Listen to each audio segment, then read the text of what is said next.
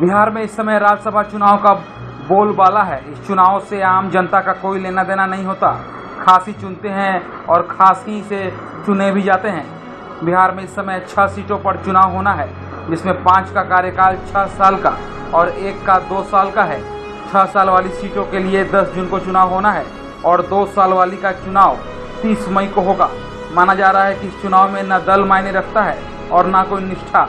ये सीटें धन से तुलती हैं और तब मिलती हैं। जिसकी थैली जितनी मोटी उसकी सीट उतनी पक्की। क्योंकि इस चुनाव में प्रदेश की सीमा कोई मायने नहीं रखती, इसलिए किसी भी प्रदेश का कोई प्रत्याशी किसी भी प्रदेश में प्रकट हो जाता है। बिहार में जिन 6 सीटों पर चुनाव होने हैं उनमें 5 पर सत्तारूढ़ भाजपा जदयू व 1 पर राजद का कब्जा है। लेकिन इस बार सदन में दोनों दलों का अंकगणित बदल जाने से सत्तारूढ़ को 4 सीटें ही मिलनी है, जिसमें से 5 साल वाली 3 व 1 2 साल वाली है। 2 साल वाली सीट इस पर काबिज जदयू के किंग महेंद्र, वैसे महेंद्र प्रसाद का कब्जा था। इनके निधन के बाद यह सीट रिक्त हो गई। किंग महेंद्र जैसा नाम वैसा ही जलवा। वे दवा की बड़ी कंपनी एरिस्टो के मालिक थे और धन से बेहद मजबूत। लगातार 7 बार से वे राज्यसभा सदस्य थे।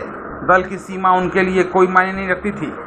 राजद, कांग्रेस व जदयू, इन सभी दलों से वे चुने जाते थे। उनके निधन के बाद यह माना जाने लगा कि रिक्त सीट उनके ही परिवार में से किसी एक को मिलेगी। लेकिन मुख्यमंत्री नीतीश कुमार ने किंग के रिक्त स्थान पर चुना अपने एक कार्यकर्ता अनिल हेगड़े को। अनिल हेगड़े कर्नाटक के रहने वाले हैं और जॉर्ज फर्नांडिस के करीबी रहे हैं। कहा जाता है कि जॉर्ज ने ही नीतीश से उन्हें यह कहते हुए मिलाया कि इनका ख्याल रखिएगा। नीतीश ने इसका ख्याल रखा और पूरी टीम चिल्ला उठी। कार्यकर्ताओं का मान रखा गया। अब यह मान अन्य दलों के लिए दिक्कत बन गया है कि वे अब तक की परिपाटी के लिहाज से टिकट दें या नीतीश की खींची लकीर पर चलें। बहरहाल इस सीट के बाद अब जदयू कोटे की 1 सीट बची है और भाजपा की 2।